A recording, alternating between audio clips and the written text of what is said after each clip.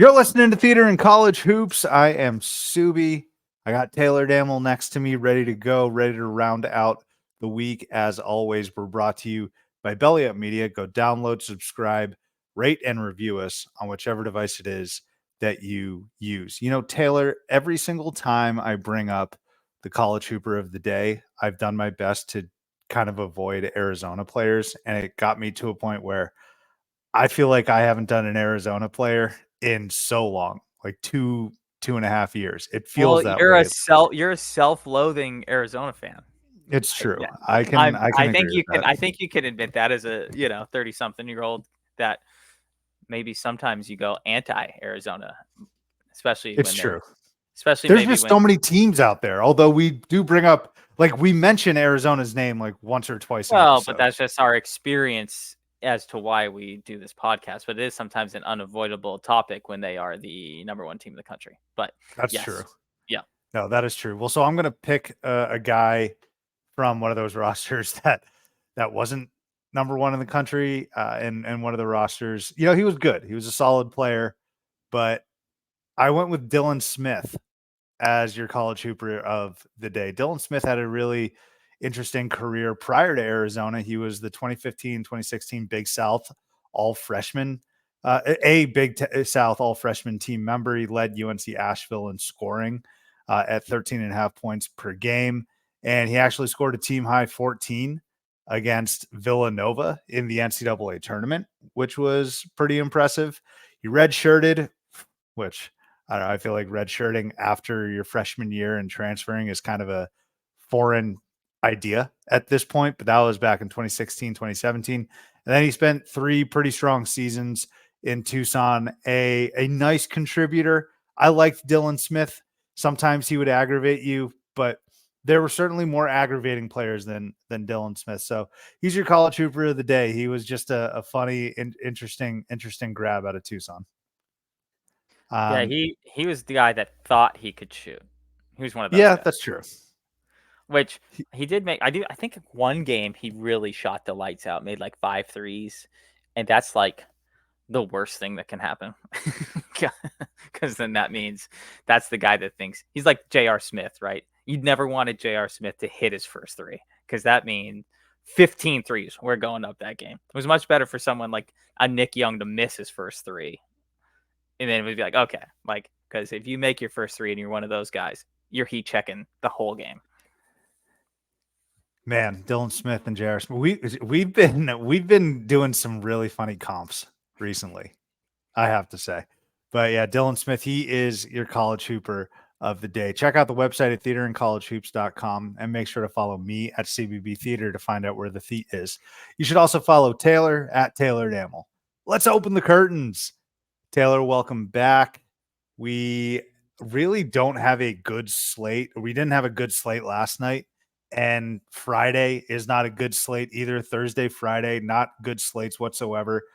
I'm going to tell you right now. I hope you didn't watch the Patriots Steelers game. I'm recording this prior to the game, but I know you're listening to it on Friday, and I'll guarantee it's going to be complete garbage.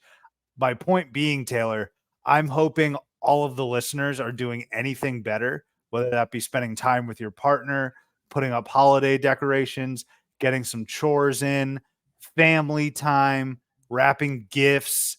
I don't know. Do anything constructive over the next, like, I hope you did something constructive yesterday on Thursday. I hope you do something constructive today on Friday, because college basketball is not bringing it, and neither is football. So I definitely can admit, I think both of us are probably in this boat. You're better at it than I am. I will tell you that I put watching sports still a little too high of a priority on my list of like things that are necessary in a day. And I'm not saying like Packers games, Arizona games. I'm just talking about like Thursday night football in general or whatever it may be, right? So last night, or as we're recording this later tonight, I have my office holiday party. And sometimes I'd be like, oh man, I gotta miss like a Bills Chiefs game to go to a holiday party. I was like, oh, perfect. Patriots Steelers. I don't care, and then I have a lot of holiday stuff to do over the weekend. Arizona plays Wisconsin at like 1 p.m. on Saturday. beautiful. And then Perfect. Packers don't play till Monday night. I'm like, oh man, I almost feel like I have a free weekend here, which is, again, admittedly, not a mature thing necessarily to say that like that's how much like sports work around my life. But obviously, as we sit here doing a college basketball podcast, we do put a little more importance on these type of things. So I'm just happy with how this is all played out this weekend. Started if we're saying Thursday weekend starts Thursday night, I'm happy how the sports slate kind of laid out for me. Definitely. Call it fair weather, call it whatever you want, but when a team sucks and you get older in your 30s, you're going to have to deprioritize watching them. Totally. Okay? Like that is an okay thing to do and say. So, Thursday night game, the Patriots are terrible. I'm still going to watch them. But if something else came up, I would deprioritize the Patriots. And I have my wife's throwing a murder mystery Christmas party, which I hate, by the way. I fucking hate hosting. I'm sorry. Let me get that off my chest. She's not in the house right now while I'm recording this, but I can't stand hosting. Like it's gonna suck. You have to not memorize your lines, but commit to some sort of memory, your character. You have to do a bit of dress up. And I gotta be the one cleaning up before and after. But to your point, Taylor, that's in the evening. And I saw the Arizona schedule and I was like, all right, this is perfect. This is in the middle of the day. I can still watch this in peace.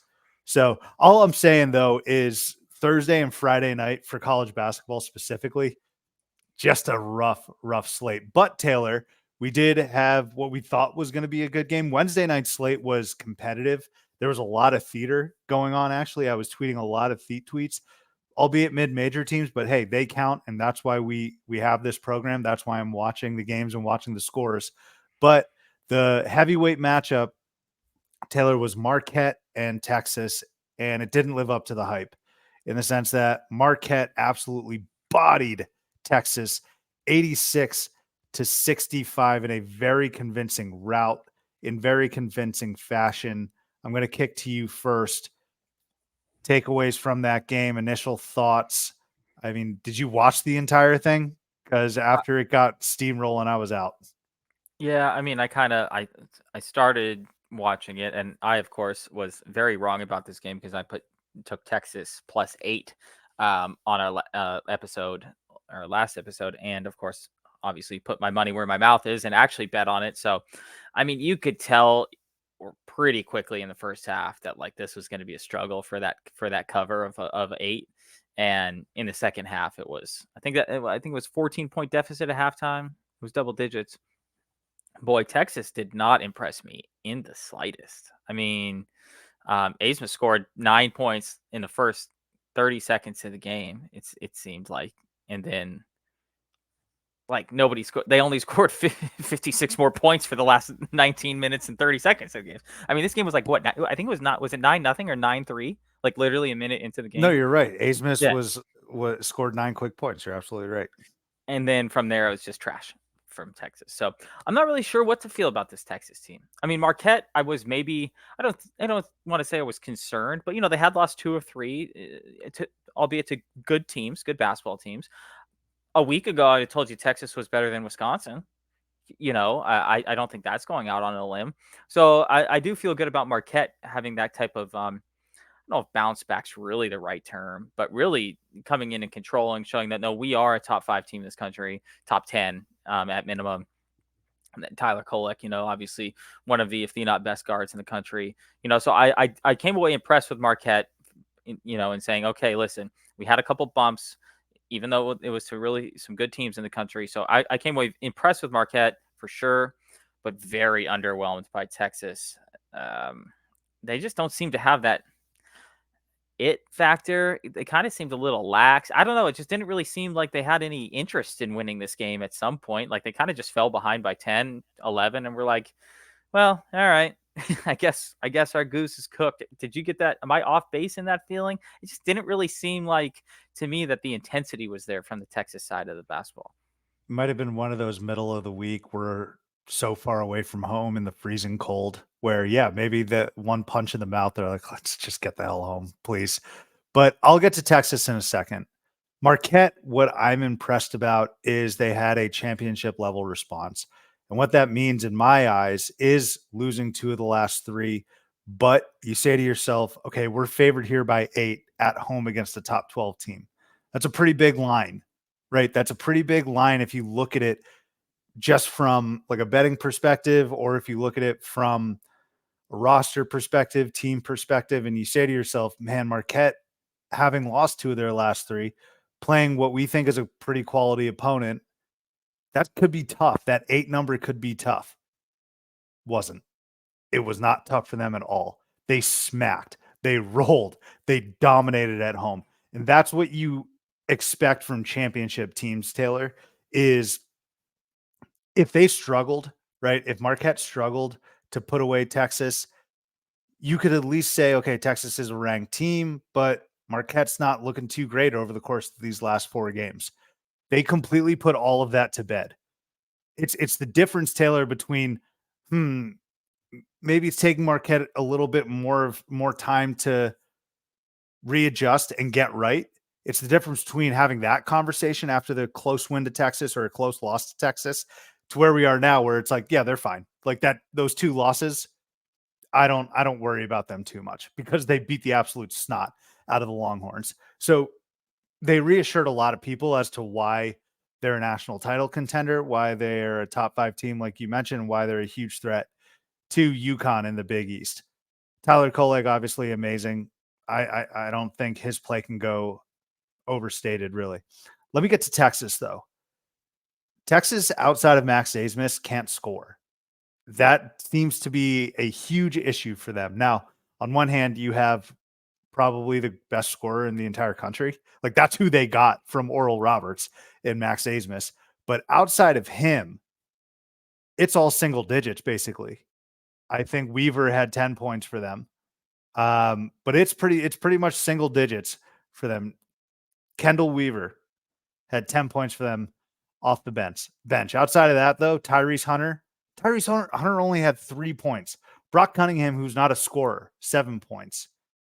Shedrick, 6 points. Mitchell, 8 points. Right? Like, I don't know where the scoring is going to come from for Texas. And so that's the biggest thing that troubles me. And they're probably a bit overvalued, a bit overranked at 12. And I think we're going to see somewhat of a fall for them. And then Texas is their schedule. They really haven't beaten anyone that good yet. They've got Incarnate Word, Delaware State, Rice, Louisville on a buzzer beater, mind you, Wyoming, who's all right, Texas State.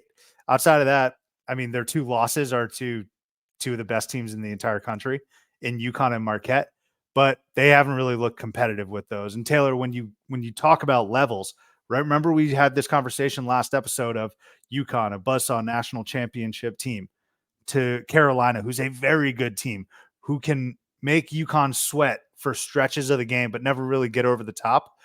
Below Carolina is a Texas, who's not even competing with the UConns and the Marquettes. You see what I'm saying? So that's kind of where I'm seeing Texas now, and they got to get their scoring right.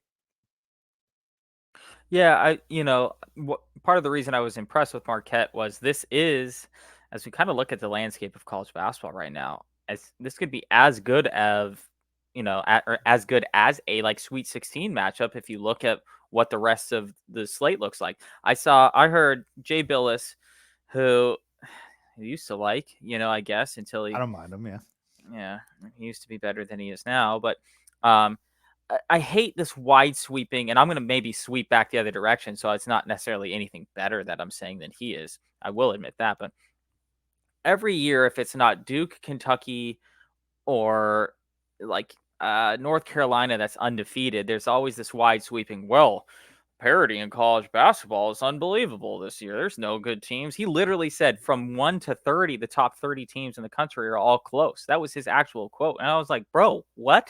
No, like the No, I 12th team in the disagree with that. because I have been texting you constantly, annoying the shit out of you, saying everybody sucks. And I'm not trying to say everybody sucks because I know that's not to be true. But you can't tell me that Texas is even on the same court as Houston right now, or Kansas, or Arizona. And that's No. something that's someone that's considered the 12th best team in the country. Yep. We talked about Illinois and FAU, 2 teams that we still feel good about, right? are those teams competing with a Houston right now? No, so I feel like that was a complete misnomer of a statement. And I kind of think I'm on your level to this levels, on Meek Mill levels to this type of deal, where I think there's kind of a clear top, I think the Say top five 6, right now is like five, the top 6. five. Yeah, Yeah. right. And maybe I would say Marquette's better than 8, just given what we've seen. But I mean, if you told me right now today, if it was Arizona, Kansas, Houston, Purdue, UConn, Marquette, or the field, I mean, smart Might money's pick one of always those on the teams. field, right? Generally state, but I'm like, those teams are better than everybody else right now today. I know it's December 8th, right? And I know we got a lot of ball to play still here. But I kind of am pushing back on this. Oh yeah, everybody's really good, from this or that or the other. And I'm like, no, because Duke sucks right now. They do. Yeah. Michigan Michigan State State. sucks, right? Yeah. They suck right now. There's no really getting away. Tennessee's lost 3 games. Kentucky just lost to who'd they just lose to? What? Kentucky. I mean, they Kentucky. went to overtime with St. Joe's. I know that. They just lost to UNC Wilmington. So don't give me this that like, oh yeah, the top 30 are so close. They're not. There are 5 or 6 teams that I think have already separated themselves at this point. Marquette, I think, arguably being one of them. And if Texas is still considered like the 15th best team in the country, which is probably they're not going to fall very far, I would imagine, then I think there's definitely some levels to this. So I know that's not exactly what you were asking when you said that, but you talked about the levels of college basketball currently. And I feel like there are definitely some heavy hitters and then some very second rate, I guess, at this point, teams behind them. Now we'll talk about a few of these teams here in a little bit, but we don't necessarily know a ton about like a Gonzaga yet. Like we haven't seen them play a ton. And so there's maybe an argument for that they're a little better than we're anticipating. Maybe a Creighton in there, Yeah, Colorado State and BYU having really, really good years. Baylor sleeping and just skulking around as well. But you also can't sell me on a Colorado State or BYU winning a Sure. national championship. I can tell you that they're better than what we Sure. anticipated them being. You could maybe sell me on a Gonzaga, and maybe you will sell me on a Gonzaga here in a little bit. But even some of the teams that are having a good year, they're still being outpaced by some of the teams who are straight up better than they are, and then started higher in the rankings, of course. Well, we don't have to really look at, or we don't have to use our imagination with some of these clear-cut teams that we think are clear-cut.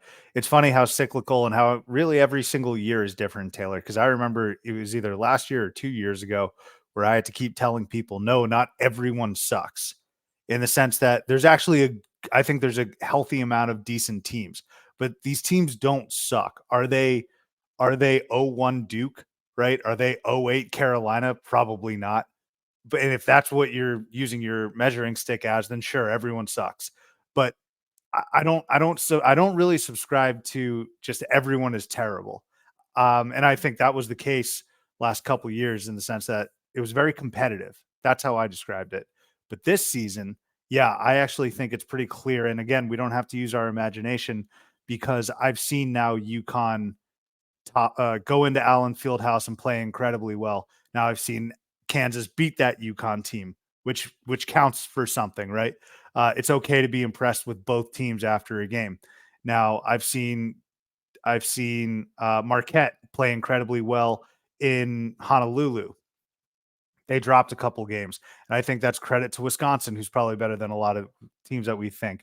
I've seen Arizona go into Cameron, and Duke's struggling right now. Michigan State's struggling, of course, but like at the time, those games are great wins for Arizona, and luckily Arizona still has a lot of other opportunities, including a Purdue, and Purdue's going to test themselves. Like I'm seeing these teams early in the season, right? 7, 8, 9 games into the season, really test themselves. And they're going to continue to test themselves. And I think we're going to be proven correct that when the dust settles, these top 6, and there's going to be room for a couple more, like a Creighton in my estimation, who's skulking in the weeds, like a Baylor, who I think is always going to be a threat, or like someone else, right? Like Gonzaga. There's going to be room for them to move up into that upper echelon. Maybe even Carolina. Carolina might even graduate to that upper echelon because they are damn good. They're not UConn good, but they're damn good. But I think we have our handful, right? I think we have our hand. I don't see a team from like 24 or 25, like Clemson, for example. All right. I don't see Clemson being one of the elite teams in the country. No disrespect to Brad Brownell, but that's where we're at right now. And I do think that if someone were to tier this or put this in pyramids, which people love tiers, I actually think you wouldn't need a generator. You could pretty easily do it just by eyeballing it. Well, and think of how much of an advantage a Houston, a Baylor, and a Kansas are going to have on Selection Sunday. They've scheduled well. Kansas obviously always schedules well, but then they're also playing in the only conference that currently has a bunch of teams ranked. So not only, I think well, they have 6 undefeated teams, by the way. right, yeah, right. Even Oklahoma, one of the surprise teams in the country. And so think of how much an advantage they're going to have over an Arizona or over a Marquette at this point, as they all vie for number one seeds. At least if we're looking at in today's light, right?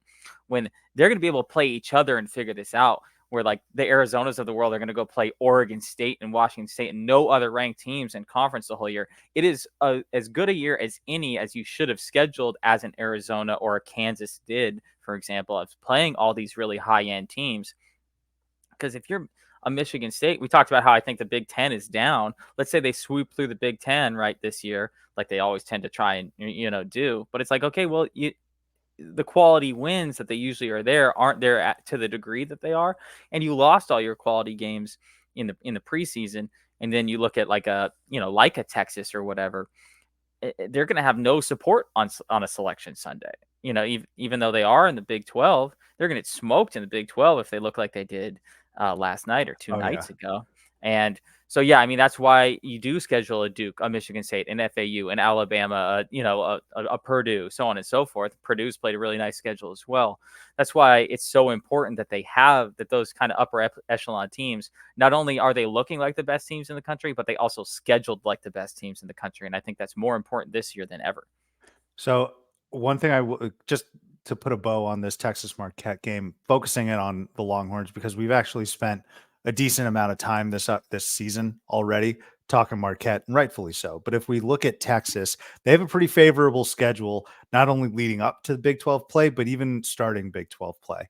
So I don't even want to bother with the out of conference, but they start in conference with Texas Tech, who is a little bit more improved. They just lost Devin Cambridge, unfortunately, for the season, which absolutely stinks. I feel terrible for McCaslin, but most importantly, Devin Cambridge. But that's a winnable game for the Horns. Okay. They open up at home against Tech.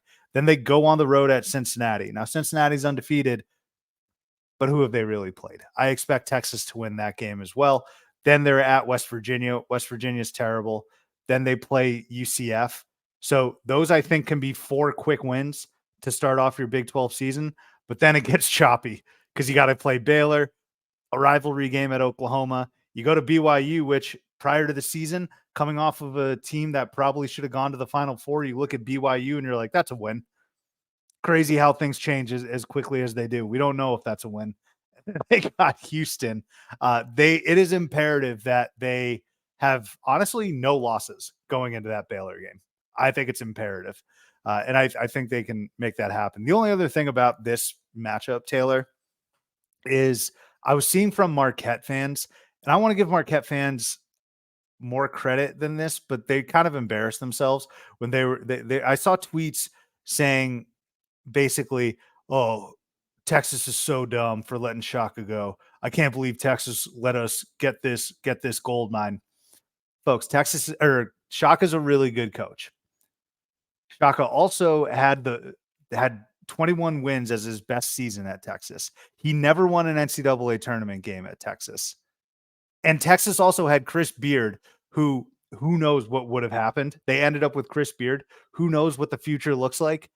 But I'd be willing to bet they'd be a powerhouse under Chris Beard. Okay, now Rodney Terry's no slouch, but neither Shaka Smart nor Rodney Terry are Chris Beard. So my point is, let's not be obtuse about Shaka Smart's tenure at Texas. He's a really good coach. He was magnificent at VCU. He's done a wonderful job at Marquette. Maybe, just maybe, fit, timing, personnel is critical. He just didn't get it done at Texas. So let's stop two-stepping over Texas and making fun of them, because I think it's like a fifth grade amateur type chirp. Texas was right to get rid of Shaka Smart in my eyes. Yeah, it's a horses for courses type of situation here is what I would say. Not every coach or every player or every student or every anybody fits perfectly where they coach, where they go to school, where they live, anything. And so it's rare that you find a guy that meshes perfectly. Like Shaka Smart was perfect at VCU. Don't get me wrong. I'm not saying that he can't be perfect at Marquette too, but kind of underdog. He's a little bit more of that underdog scrappy, because Marquette is a perpetual underdog. And kind of will be. They could probably win 2 national championships in the 5-year span and still be kind of a perpetual underdog situation, just given the landscape of the state that they're in, as it relates to competing with Wisconsin. So I think he fits perfectly at Marquette. It takes a special coach to coach at Texas and be successful in every sport, and that doesn't mean that you're a bad coach just because you don't fit in at Texas. Now, I will say Vols fans can make fun of Texas, because Rick Barnes was a great coach at Texas, and they did kind of run him out. They did kind of run Rick Barnes out, and Rick Barnes is a perennial top 10, top 15 type of team. But you know what else? Texas has been closer to a Final Four than both of those schools. I'm not wrong, right? Well, was Tennessee in the Elite Eight?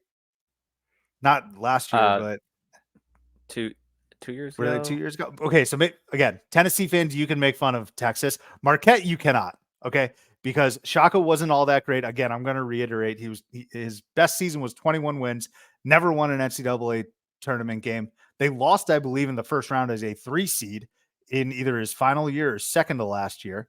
And also last year, again, off of an incredible Marquette season, Texas still was closer to a Final Four, like significantly closer than you guys were.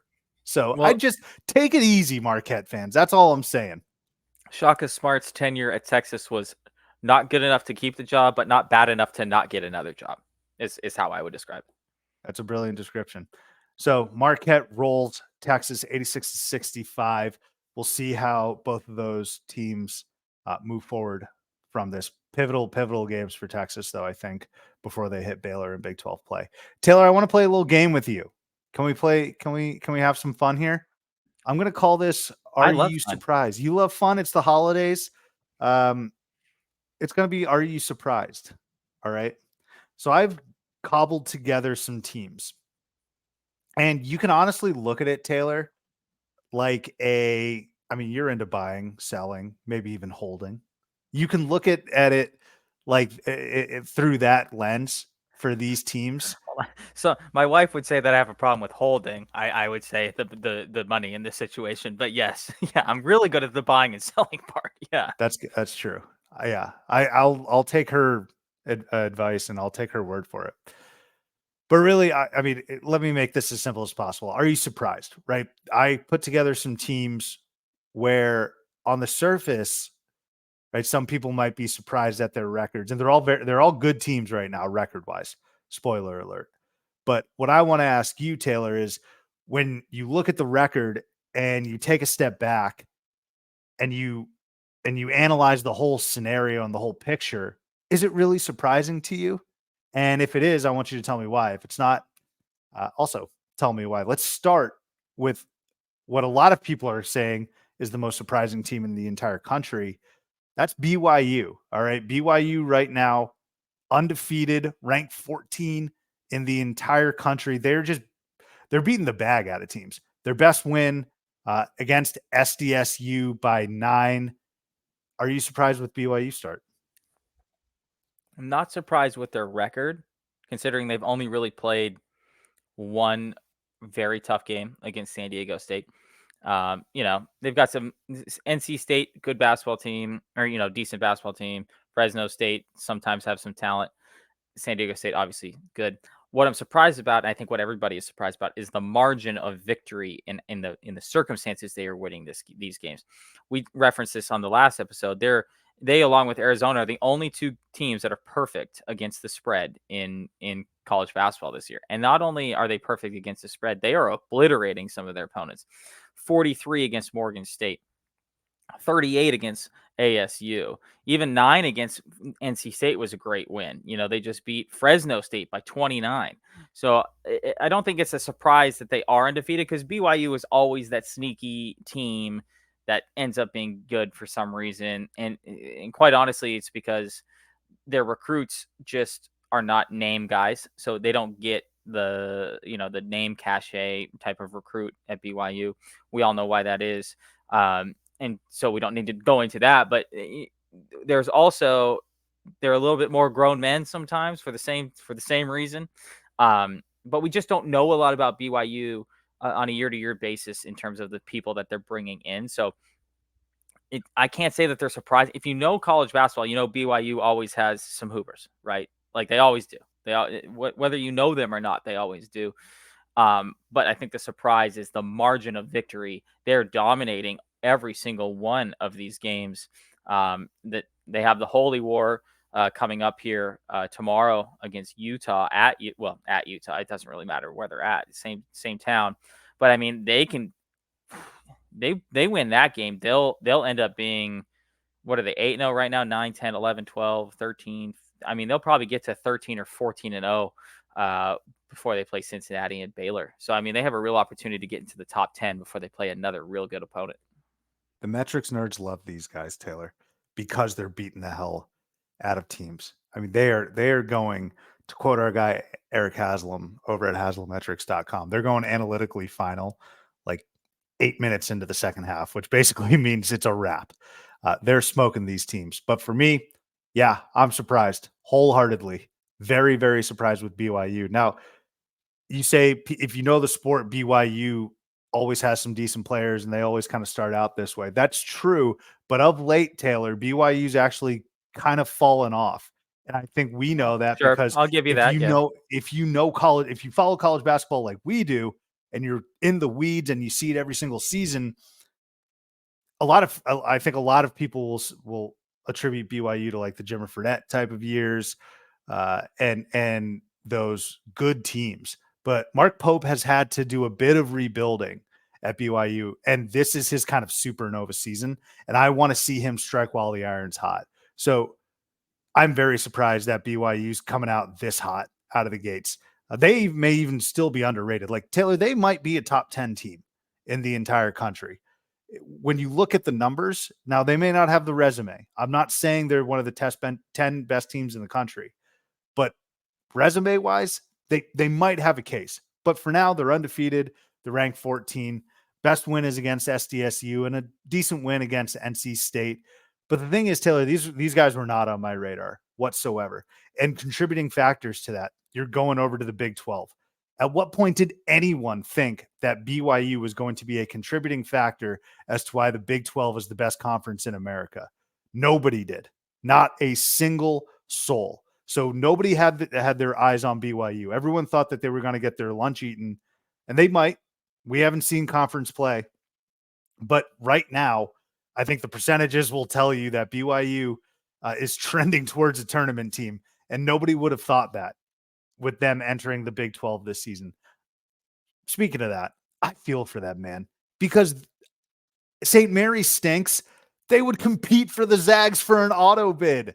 They would compete for Gonzaga or compete with Gonzaga in the WCC if they were still in it this year, because everyone thought it was going to be St. Mary's, but we would have been paying attention to BYU in the WCC. So I feel really bad for them. But like I said, the rubber's going to meet the road in the Big 12. I don't expect them to stay in the top 10 or top 15 for the entirety of the season. But if they can hang around as a top 25 team through January and February, that will be a phenomenal job for Mark Pope.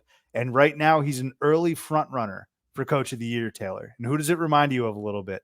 Last year at this juncture, it reminds you a little bit of Jerome Tang, who is a first-year head coach. Mark Pope is not, but both of their first years in the Big 12 as head coaches. I know Tang was at Baylor, but you're kind of saying to yourself, can Tang and Kansas State keep this up? Like, are they one of the horses in the Big 12? That's the exact same question we're asking here with BYU. Can they keep this up? Are they really one of the horses in the Big 12? So Mark Pope keeps this up. I'm going to start banging the drum for Coach of the Year. I'm very surprised with BYU. I mean, the good part for them, I'm not, saying that their downfall is going to happen by any means. But like I said, they're going to get to like 13 or 14 wins before real legitimate conference play starts.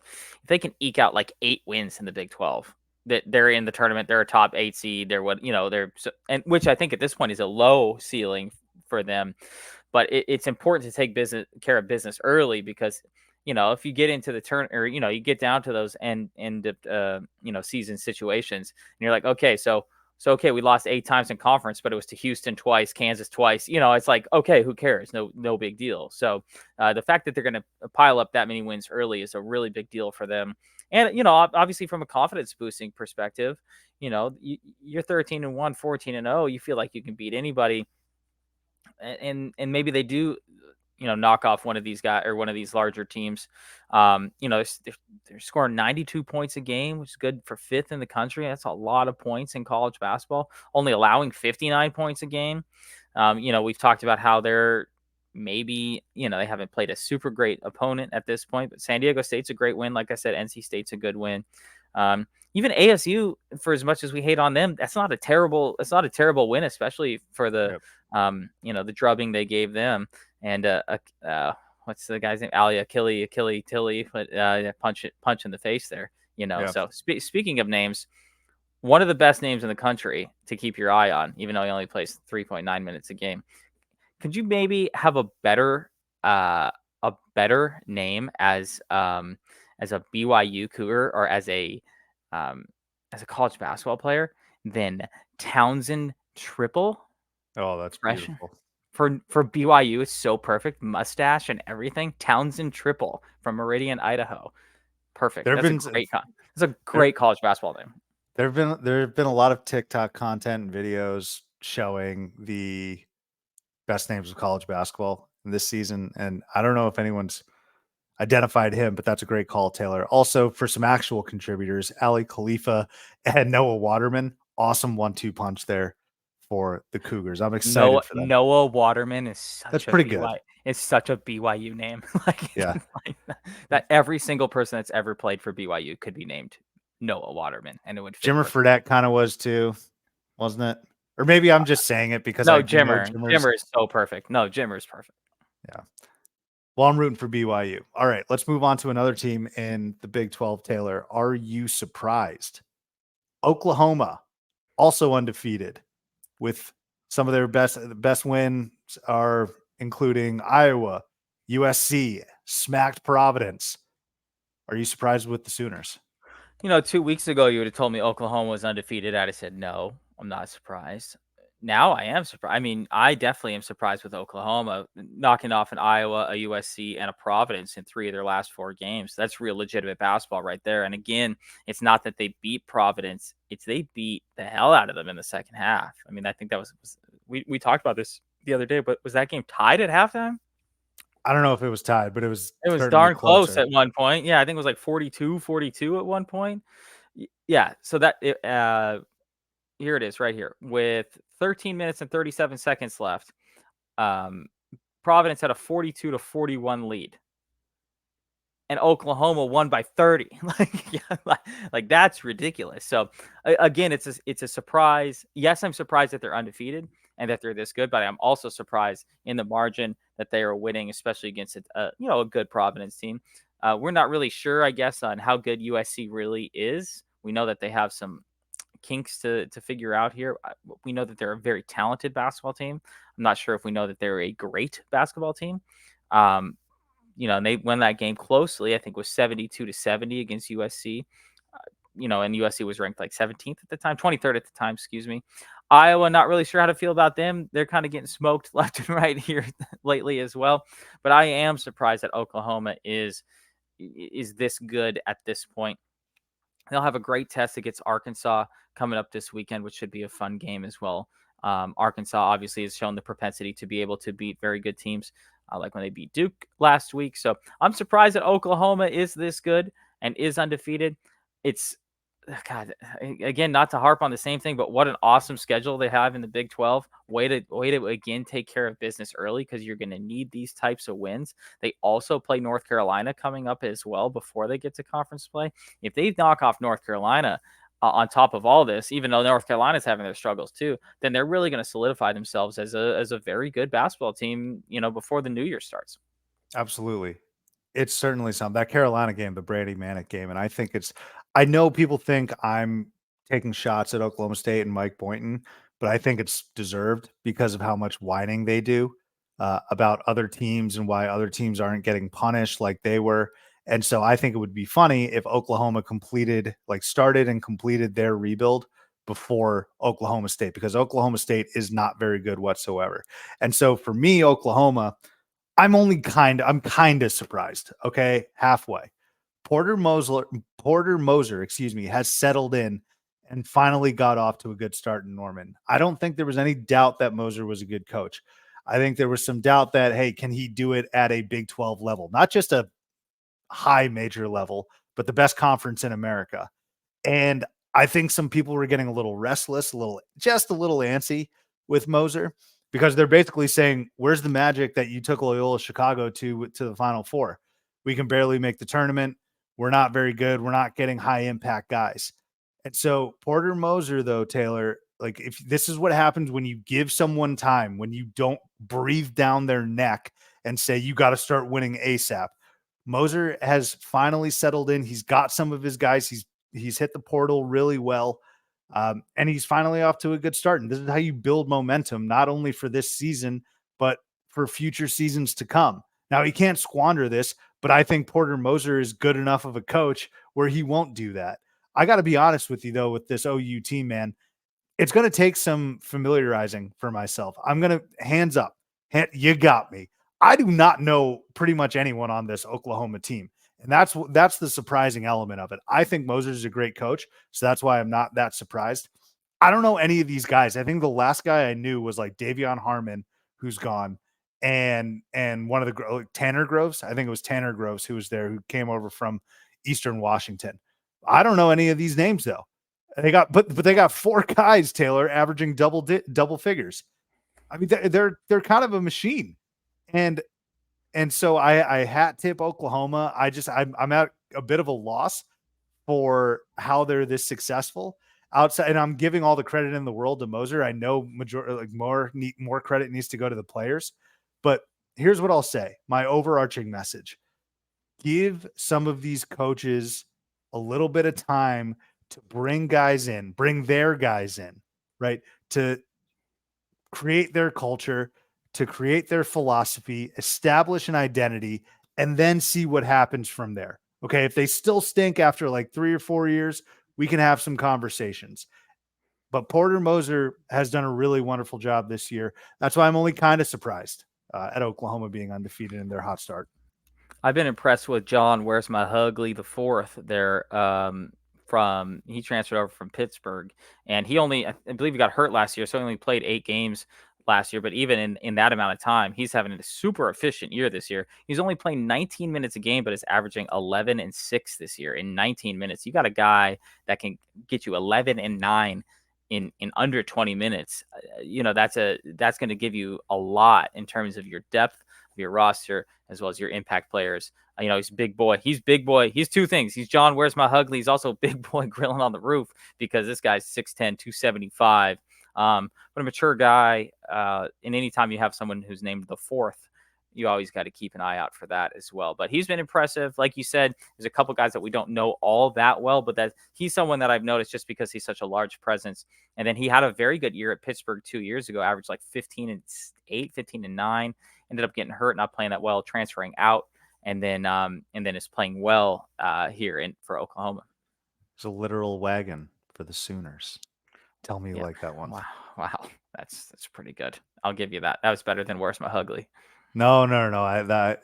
Where's my Hugley made me laugh. Taylor, Gonzaga.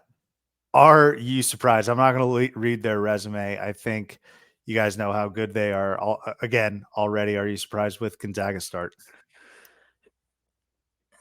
No. I mean, we all heard about how, especially after they lost to Purdue, that maybe they weren't quite as good as they usually are this year. And I'm not sure I've seen enough to say that they are. Nemhard had a tough game against Purdue, so maybe I need to see them bit against some better competition compared to what they played after that. They also beat USC and UCLA. Um, their resume from a basketball historical standpoint looks strong in terms of they played USC, UCLA, Syracuse, and Purdue. We know that Syracuse is down. We know that UCLA is down. We know that USC is struggling.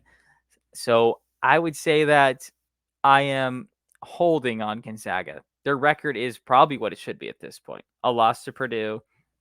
Every other game, knowing what we know now about USC and UCLA, maybe not quite as good a wins as they appeared at the time. So I would say I'm holding on Gonzaga. When they play Washington on Saturday and then they play UConn in 2 weeks. Approach me in 2 weeks when they play UConn and we can have this discussion again. So it's going to be easy for me to sit here and say, no, I'm not surprised with Gonzaga. It'd be easy for me to lie and BS you folks, but I am a little surprised. And again, like my whole basis is I'm going to transport myself back to preseason when I'm looking at these schedules and saying, do I expect Gonzaga to win these games? Syracuse, sure. Not shocking. Losing to Purdue, sure. Beating UCLA, yeah. And that actually, the final score was only by 4. But they beat USC by 13, excuse me. I didn't expect that. I thought USC was much better. It was going to be much more improved, and I thought Gonzaga was going to take a step back. Folks, are we realizing that Steel Ventures is out? Like, we're all aware of that, correct? Gonzaga is at 7. They're still a top 10 team in the country. And again, if you're being honest with yourself, you thought St. Mary's, I'm not pointing at you, Taylor. I'm talking about the entire country because I'm part of it. Yes. You thought St. Mary's was going to compete with Gonzaga. I sure as hell did. They're absolutely not doing it. Mark Few, brilliant coach. We're just tired of Mark Few, but this is what he does. He just gets his teams to win. So I'm going to say that everyone, even with Steel Ventures, Taylor, thought that Gonzaga was going to hit a dip, that they didn't do much early in the portal season. They ended up getting a Graham Ike and they got Nemhard. Fine. But nobody, I'll guarantee nobody thought Gonzaga was a top 7 team a quarter of the way through the season. I think those would be liars. I really do. And Anton Watson, this young man is doing everything for the Bulldogs, Taylor. He leads them in points, boards, steals, and blocks. That's what Anton Watson has given you. So again, it's easy for, I think, casuals to be like, yeah, of course Gonzaga is a top 7, top 10 team. I don't believe you. I want to hear your takes on Gonzaga in July and August and September, because I'll almost guarantee that you said that they were going to be down, that St. Mary's was going to be up, and we were all buying into Isaiah Collier and USC. And all Gonzaga's done is had a great start to the season where they looked great in Honolulu, and they've taken care of both LA schools, right? And their only loss is to Purdue. I think I'm still a little surprised at Gonzaga, and I marvel at what Mark Few's able to do with that roster. So they have a very important game in February, like at Rupp Arena against Kentucky. That's going to be February, huh? Yeah, which I love. That is going to be a super important game for how they're going to be viewed, I think, by the selection committee and everything going into March. They lose that game handily, then they're only the other wins since St. Mary's can't put it together, or at least hasn't. And you're not gonna be able to convince me that once January 1st hits and they start playing Pepperdine every week, that all of a sudden St. Mary's has it together. You can miss me with all that, because maybe if they do, great, but you're not gonna be able to convince me that they do until they beat maybe a Gonzaga, right? If that happens. So that game against Kentucky is going to be super important for Gonzaga. But I think this kind of goes back to a point we were talking about 20 minutes ago about how good is everybody else in college basketball. So is Gonzaga just better than the teams we thought were going to be good? Is that the surprising part about Gonzaga? I'm not saying that you're wrong in saying that they shouldn't have been, or that at 7 was unexpected. But are they at 7 because they are the 7th best team in the country, or are they at 7 because some of the other teams that were supposed to backfill those spaces in front of them just aren't as good as we thought that they were? It's probably the latter. It probably is the latter, but Gonzaga is one of those teams, Taylor, that we thought in the reverse. Like Gonzaga is one of those teams where we thought, like, if I look at Gonzaga and Sure. Yeah. USC, Yeah. you see what I'm saying? Like, we thought USC was going to be a lot better than they are. We thought Gonzaga was going to be a lot worse than they are. Maybe a lot is doing a bit of work here, but you see what I'm saying? I'm telling you, Taylor, I don't believe folks that tell you, yeah, this doesn't shock me that Gonzaga is doing this without Steel Venters. You did not say that in the summertime. I promise you did not say that. That's just my opinion on the Zags. All right, let's move down to the SEC, Taylor. Ole Miss, Chris Beard. He is undefeated. All right. Some big wins against Memphis, another nice win against NC State. Maybe that's not even a nice win against NC State. This is the second time they popped up on this list. But I think his best win has been against Memphis by 3. Ole Miss, 8-0. You surprised? I I would say if Ole Miss didn't have Chris Beard as their coach, I'd be more surprised than I am. I think we kind of both talked about in the offseason or the preseason that had an opportunity. Did you pick him as the coach of the year in the SEC? I don't know if I gave him coach of the year, but I do have something for you. But I don't know if I picked him coach of the year. Right. We talked about him being a candidate for sure if they were to come out and have a surprise year, which they kind of I certainly picked are. Todd Golden, by the way. So no. Oh, yes. Okay. So, you just talked about it a couple of minutes ago when we were talking about Texas about, Chris Beard is a phenomenal college basketball coach. So is Ole Miss as a general sense being this good surprising? Is a Chris Beard coached team being this good surprising? No, not to me. So I am a little, I will say I am surprised overall though, or slightly surprised just given the fact that we don't know necessarily a lot about this Ole Miss team either. I can't sit here and tell you that I knew a ton about TJ Caldwell or that I was the biggest Alan Flanagan fan in the country coming into the season. Alan Flanagan leading the team in points at 18, 18-9, shooting 42% from 3. That's great numbers there. So I would say that, I am only slightly surprised. I would be way more surprised if this Ole Miss team didn't have Chris Beard as their coach, though. For sure. So that's a big reason. And that's why I'm saying no. I'm not surprised by Ole Miss. I'm going to have to pull the tapes, Taylor, but there's a clip of me saying, this is the Beard effect. He's going to get you right immediately. Now, they may not win the SEC. They may not win the SEC conference tournament, but I genuinely thought that Chris Beard could get Ole Miss as a fringe bubble team. When a fringe bubble team means like we're talking about them as a bubble team late February, and they might just fall off. That could very well happen. But right now they're on track for that. Like you could obviously say that they're on track to be an undefeated team. That's not going to happen. But the Beard effect is real, folks. And Alan Flanagan and Matthew Morrell are a dynamic backcourt. This is not shocking to me whatsoever. The SEC has good hoops.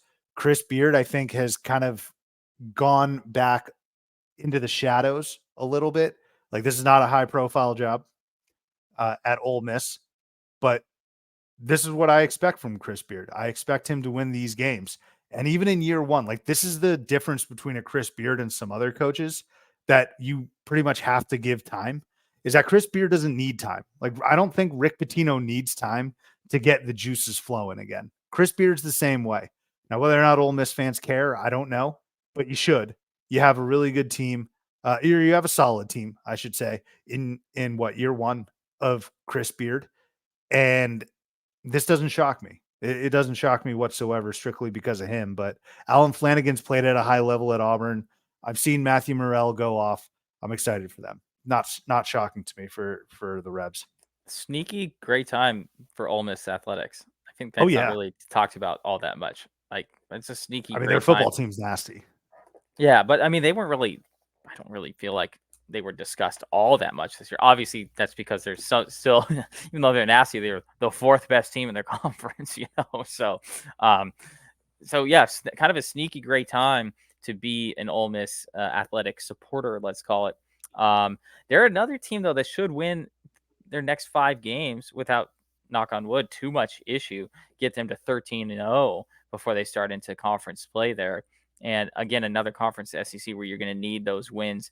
Feel like they do have enough talent on this team compared to some of the other teams that we've talked about to maybe knock off some of those teams that we in preseason wouldn't have said. Like preseason, would I have said, oh yeah, Ole Miss is going to give Tennessee a run? No. Now I might say, Oh yeah, dude. yeah, In Oxford, yeah, right. I'm like maybe. Auburn looking a little underwhelming here as of late too. That's a team that Ole Miss, can knock off maybe more so than I would have said preseason. So yeah, I think this team hasn't. Again, I don't necessarily think they're going to win the conference like you said, but SEC, not necessary. Arkansas is unranked. Alabama has a just brutal schedule over the next few weeks, and hasn't been looking great either. Texas A&M is good. Kentucky's good, but I'm not looking at this SEC and being like, man, I still feel like Tennessee is going to get together more than any of these teams, but I'm not looking at this SEC slate and going like, oh man, they're going to get smoked through the SEC. I don't feel like that anymore. So in a way, I am a little surprised that they are better than I anticipated than as it relates to the rest of the SEC. Does that mean that Ole Miss is better than I thought? I'm not sure. Does that mean the SEC is worse than I thought? Probably. Yeah.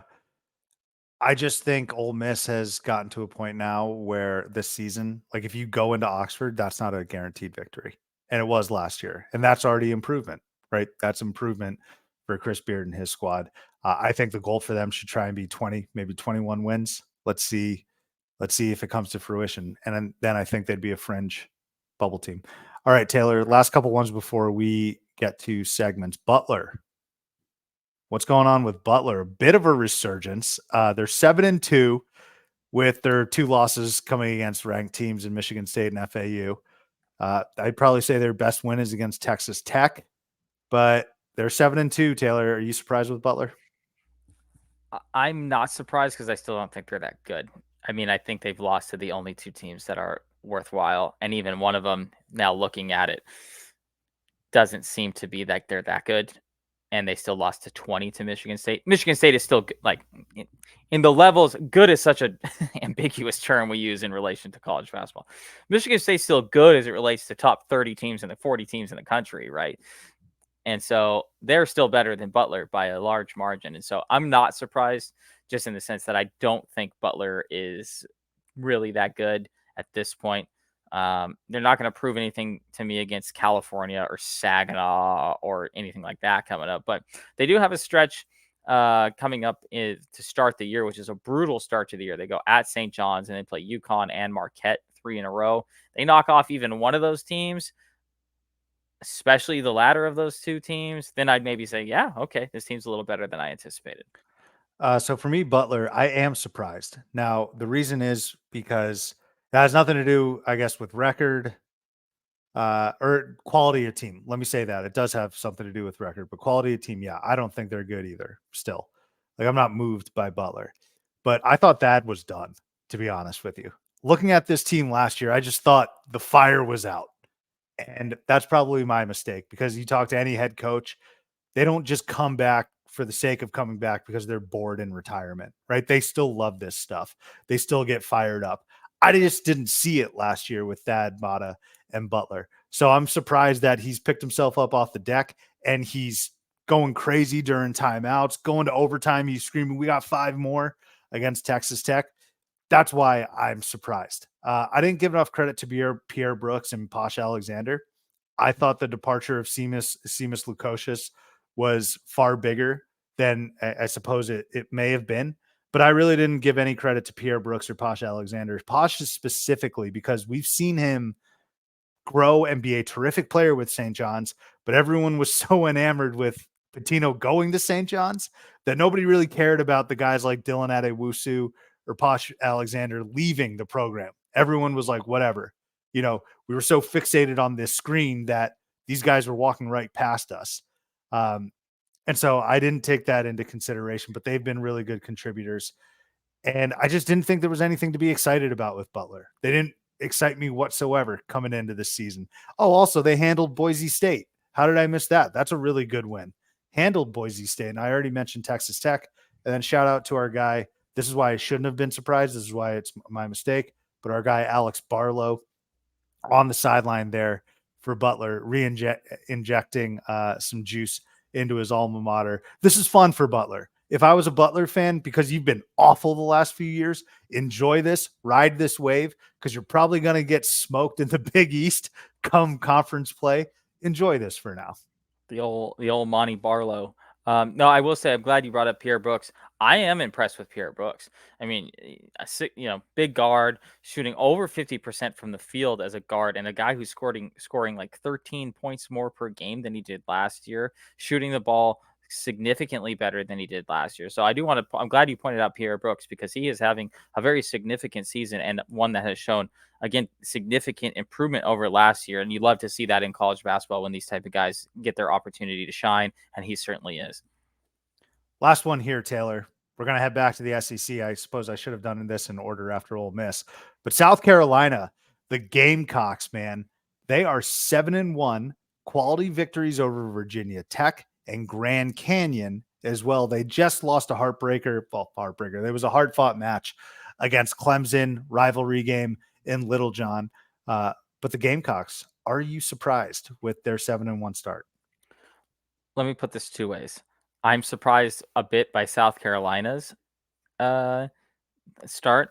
I'm not surprised by South Carolina, the state, having good basketball this year, because I did point out that I thought Clemson was going to be better than almost everybody else thought that they were going to be this year. And so far, that is seeming to be true, considering they're ranked 24th in the country and beat their in-state rival, like you said, South Carolina, by 5. So it's great for the state of South Carolina that both these teams have performed well thus far. And, again, when you look at the SEC, as we just discussed, Ole Miss is the only undefeated team left in the SEC. And, I think my only issue with South Carolina is, other than Clemson, their wins are not good. I mean, you don't care about Vatek or GCU? I think it's Taylor. You got to look at these guys based on if they played these guys last year, South Carolina loses. Sure. That's I'll the give point you that. I'm making. I'll give you that. So, I'm still going to say that I guess I'm a little surprised by South Carolina being 7-1 at this point. And I will say that if they got smoked by Clemson, I'd be like, well, okay, whatever. So they definitely are a legitimate basketball team. Again, not to belabor the same point, got 5 more wins on the schedule coming up here before they get into conference play. Seems like some of these teams knew what they were doing, let's put it that way, with scheduling this year, because they should also get to 12-ish wins. And, they start the conference with Mississippi State, Alabama, Missouri, Georgia. I think they could probably knock off at least 2 wins in that stretch, just given what we've seen from them thus far. So I will say I'll give you a little surprise here, that Grand Canyon, who just knocked off SDSU night before last, is definitely a better win than I'm probably giving them credit for, and then as well as Vatek as well. So where do you stand on the surprise level here? A bit surprised. All right, I'm a bit surprised because I didn't see them beating a Vatek or GCU. And Vatek's kind of like a Villanova, where everyone keeps saying, you don't want to play this Vatek team when they get up. Been waiting for it for like 2.5 years. They stink. Same with football too for Vatek. Yeah. You're like, okay, no, it's gonna come. Like, it's gonna come, and then I'm ready. It doesn't happen. It hasn't happened. GCU is a nice win though. GCU is a good win. But really, Taylor, this is the impact of the transfer portal for just anyone if you're looking for it, but South Carolina specifically. Michi Johnson, Talon Cooper, and BJ Mack, all high-level basketball players, all contributing at a high clip, and they had great games against Clemson. Pushing them, that was a big barometer game for me, Taylor. I think it said more about South Carolina than it did Clemson. But pushing Clemson to the brink, I think South Carolina was up 11 on the road in a rivalry game. And the wheels kind of fell off because they don't know how to win yet. And I don't necessarily know if Clemson knows how to win, but they've done a bit more winning than South Carolina over the course of the last few years. But the transfer portal has been kind to the Gamecocks, and I credit Lamont Paris. He built up a strong Chattanooga Mocs team that was very close to beating Brad Underwood and Illinois and Kofi Coburn a few years back.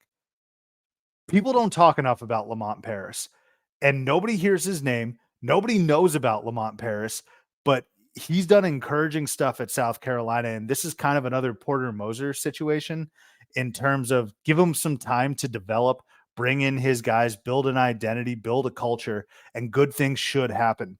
I'm actually pretty high on the Gamecocks, Taylor, and I'm going to clip this. I am high on South Carolina. I think they are going to be more than just a fringe bubble team. They are going to flirt with a spot, Taylor. I think they are going to flirt with a spot. If you're going to make me go crazy, I'm going to say they will get into the NCAA tournament. I've just been so encouraged with their veteran play and their toughness, really. I think South Carolina's back. Darius Rucker, fire up the band. We are going back to the NCAA tournament. I don't know about Ole Miss. I think I'm confident in saying South Carolina is going back to the tournament, man. Crazy stuff down there in Columbia. But you're right. I tweeted this too. South Carolina as a state, really nice hoop, doing some really good things. No, I like it. It's great. Like I said, I thought Clemson was going to be a little better than anticipated, and I really enjoy that they are, at this point, giving me at least a little, a little bit of backup here. All right, let's move on now to easy layup. What you got for me? I mean, we've kind of talked about this team before. Actually, we've talked about them a lot, so I hate to continue to talk about them, but I'm just so enthralled with Colorado State so far this year, and them being as good as they are. I think anytime you get a team that has reached the level that they have in terms of like this is the best rating they've ever had. We noticed them over the last couple of years in terms of I believe they made the tournament 2 years ago. So I'm continually impressed with Colorado State. The fact that they are far and above what they expected to be this year, ranked 13th in the country, and at this point, certainly going to move up. I think they win at St. Mary's this weekend, or against St. Mary's this weekend as well, which is going to really, catapult them even higher in I think people's minds. Then after that, they play Colorado State, Pueblo, Loyola Marymount, Adams State powerhouse before they get into conference. So I know that they're a heavily talked about team at this point, one that we could have had on our surprise list, and one we've talked about over the last couple of weeks. I guess I keep waiting for them to trip up a little bit, and they just don't appear to be doing that at all. So my easy layup is the support of Colorado State to this point. Yeah, they had an interesting half against Denver the other night, but they rallied towards the end. And it's okay for mid-majors to have off nights. I feel like they get zero room for off nights. Like, oh, why are we ranking them so high? They stink. It's like they played a bad half of hoop. I'm all aboard. I mean, Isaiah Stevens, he's a foxhole guy. So I'm joining you on that. My easy layup, defending with a shoe. We all need to do it more. Rashid Bello of Purdue Fort Wayne blocked a shot with his shoe, which I thought was just brilliant. I thought it was really funny and something that we haven't seen. But this just reminded me, Taylor, of do you remember that Warriors Reddit post where it said, why doesn't everyone just circle around Steph Curry so that he can get an open look? Like, this is a more feasible version of that. Why doesn't everyone just play? Like, you guys got a million shoes. Just play with a shoe in hand. You got your two shoes on your feet. Just play with a shoe in hand and get that extra reach. That's good defense, baby. Let's see if we can get that into the bylaws. I'm just a ball player, so I'll play with a sock, and in this case, I'll play with a shoe. I enjoy it. By any means necessary, right? Whatever you got in your hand, play with it. Great defense. Awesome photo that was captured too. So funny. That's why the sport's the best. All right, Taylor, your lane violation. What are we upset about? So I want to tread lightly on this subject in terms of what's happening at Kansas State with Jerome Tang, with Naquan Tomlin, and then with the athletic director Gene Taylor and the what's the president's name? Linton. What's his name? President Linton. So apparently there is a a kerfuffle, let's call it, between all of these parties here, where um, Naquan Tomlin had apparently potentially got into a bar fight, allegedly may have hit a woman in the face during this bar fight. I can't. Certainly, that's an extreme lane violation. Of course, we don't want to make joke of that though. Jerome Tang and the athletic director cleared him to play, is what the word on the street is. But then the president, Linton, is forcing him off the team, is kind of the word on the street, which is then subsequently making Kansas State fans and insiders think that the school is burning their bridge with Jerome Tang, who clearly has a good thing going at K-State at this point. So the lane violation is, of course, maybe don't get into a bar fight in the first place. I'm not that I'm the best person, not that I've been in a legitimate bar fight, but I'm definitely not the best person in the world on the moral high ground here. But definitely a little interesting situation to watch there in Manhattan, Kansas, because they have a good thing going with Jerome Tang at this point. I'd hate to see it blown up over some infighting within the institution itself. Yeah, it's a very odd situation going on. And again, Taylor, it's just a testament to how quickly things can change. Kansas State at this point last year was such a wonderful story. Naquan Tomlin was a huge part of it. And now, no longer with the program, Kansas State struggling just a little bit. I expect them to be all right, though. I mean, it's tougher once the book's out on you in terms of scouting and defending a team like Kansas State. But just a interesting, odd situation there in Manhattan. My lane violation is going to Woj, you rat, tweeting out Dylan Harper going to Rutgers before Dylan Harper even could do it. Just if you're a journalistic hardo and you're trying to say like, well, what's he supposed to do? It's his job. No, you don't have to do it. You really don't. No one is going to think you're asleep at the wheels, right, Woj, if you don't tweet that Dylan Harper is going to Rutgers. Not to mention, this isn't a professional athlete. This is a child. This isn't a pro where you're saying like, hey, he's being cut, he's being traded. Just stay in your lane, man. Stay in the NBA, right? I don't even know if Dylan Harper's going to the NBA. He probably is. That's when you can tweet about him. Let Dylan Harper have his moment. And I think Geo Baker, former Rutgers player, and his brother were tweeting about it and saying this was lame as hell. And it was lame as hell from Woj. I mean, just being that old, like how do you feel? Like, how do you feel being that old, essentially taking that moment away from a kid?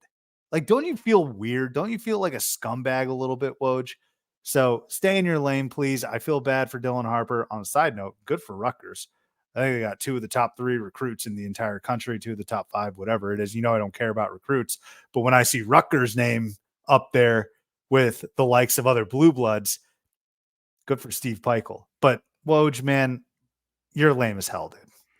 Yeah, Rutgers has brought in 2 of the top 3 recruits in the country, which is only, or 2 of the top 4, like you said, for only the third time since the rankings really came out in 2005, 2006. Duke has done it the previous 2 times. So, yeah, Duke, Rutgers. Yeah, pretty much same level of basketball.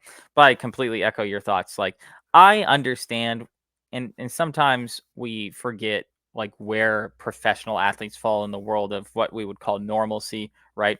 I think that sometimes there should be some, reporters should tread a little lighter than they do. Other times I feel like, well, these guys are professional athletes. They've kind of signed up for this type of scrutiny on their lives. I think it's maybe a case by case basis a little bit. But when it comes to like an 18-year-old high school kid or 17, I don't even know if he's 18 yet, like making this type of decision, I do feel like that's definitely overstepping the bounds. Yeah, let him at least sign a letter. Let him at least get paid, at some point. Even NIL type of stuff, you can now start to argue, well, these guys are getting paid, so you can scrutinize them a little more. I'm not saying that I necessarily will. I'm just saying that there's an argument to be made there. But yeah, come on, let's give him at least a minute. Let him have one day of glory before he talk about a rude awakening to get into high level basketball. Be like, guess what? Your life is no longer your own anymore. I promise you, there's a small percentage of NBA fans who follow Woj and his content that care about Dylan Harper's commitment.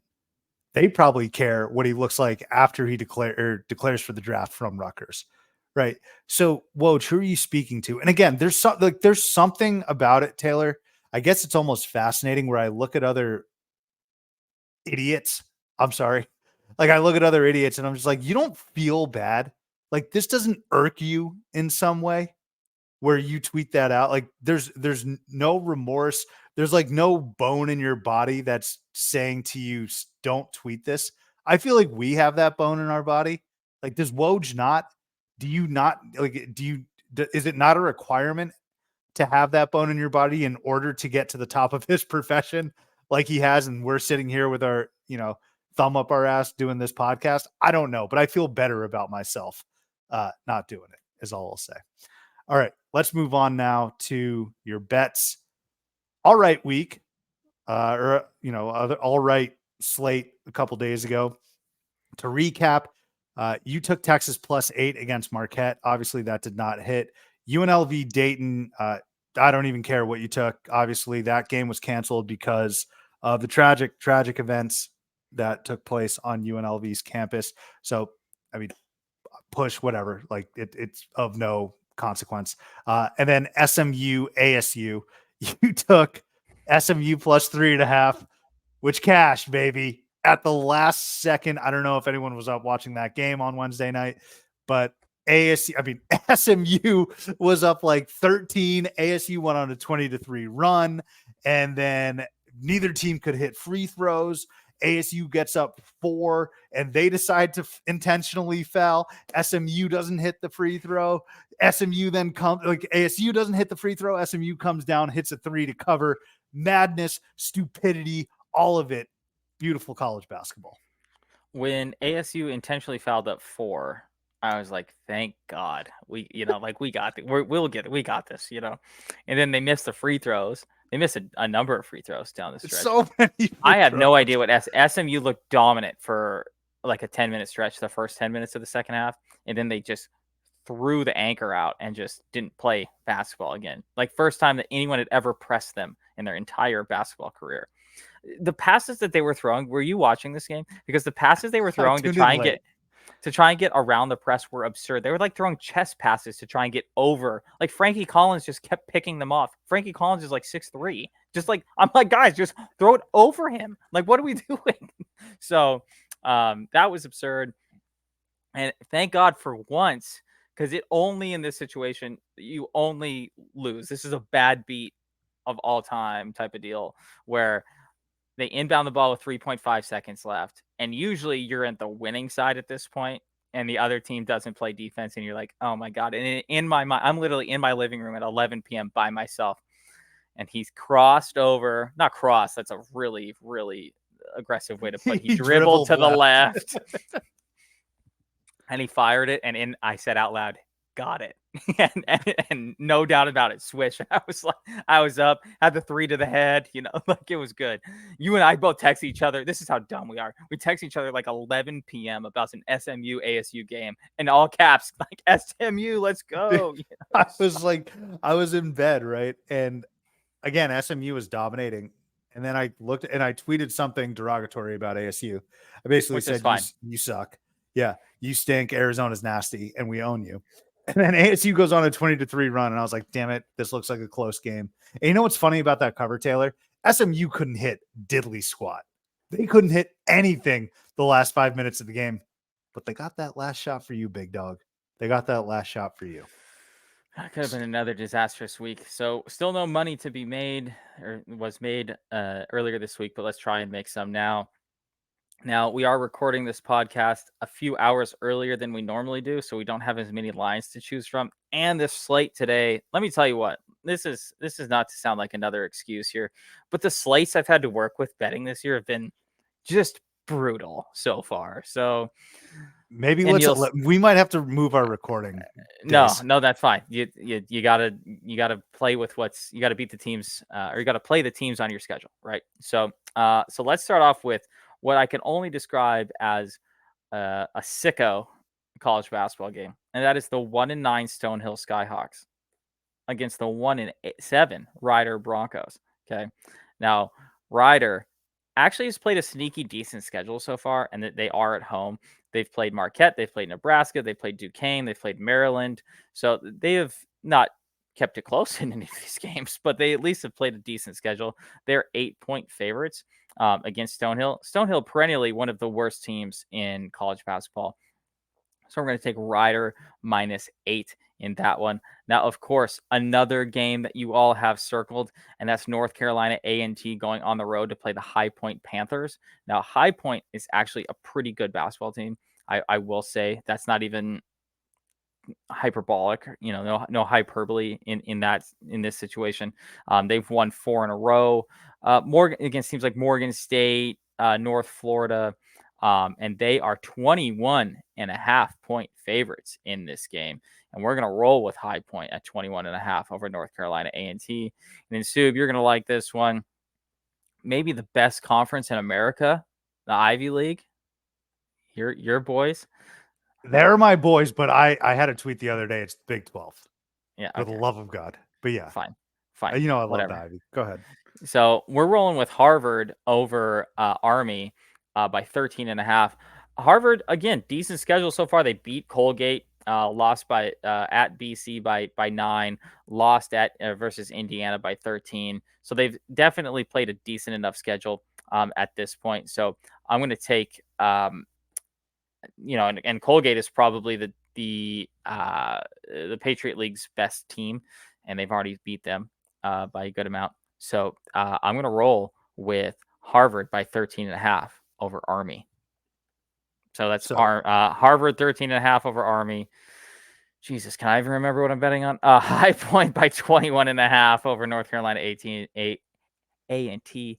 and then Rider by 8 over Stonehill. Sub, you had those circled as games to watch, I believe, right?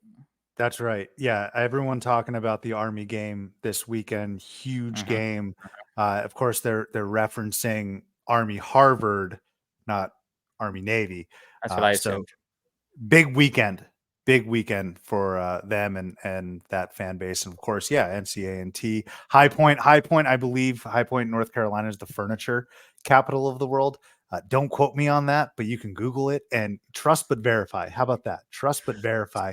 And then Stonehill Rider, I don't think I have anything to provide. I'm not very familiar. But again, like I said at the top of the episode, get your chores done. Don't watch these games. These are sicko games. Maybe if you have $5, parlay them together. Maybe if you have like $5, definitely don't write home about these.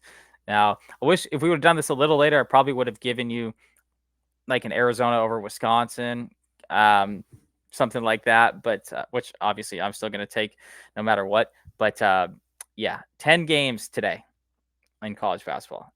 None of them ranked by any means or even close. So a light slate, let's put it that way.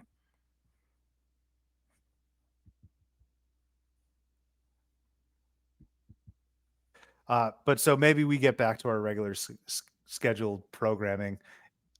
In all seriousness, we might have to switch the days, Taylor. No, this gets better in conference. Don't worry, it gets better in conference. It does, right? Like I'm looking at the Monday slate versus it's really Monday versus Tuesday. Thursdays I want to keep, but like, do we want to record on Mondays or Tuesdays? No, I mean every other day is fine. It's just this kind of like holiday. Everyone got through feast week.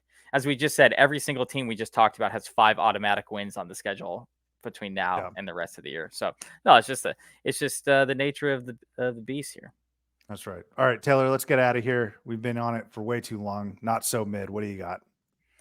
Well, we talked about this a little earlier, but Grand Canyon knocking off their first ranked team in program history, which I was surprised about because you and I went to a Grand Canyon game. Yeah. And it was Grand. We went to Grand Canyon SDSU. Oh, that's they right. had just lost. This was like 6 years ago. When Pitino was still at Louisville, they had lost by 1 when Louisville came to Grand Canyon, which was a kind of a handshake deal between Jerry Colangelo and Rick Pitino at the time. Grand Canyon, I believe, lost 71-72 or 70-71, something like that to Louisville, and then also had SDSU on the schedule.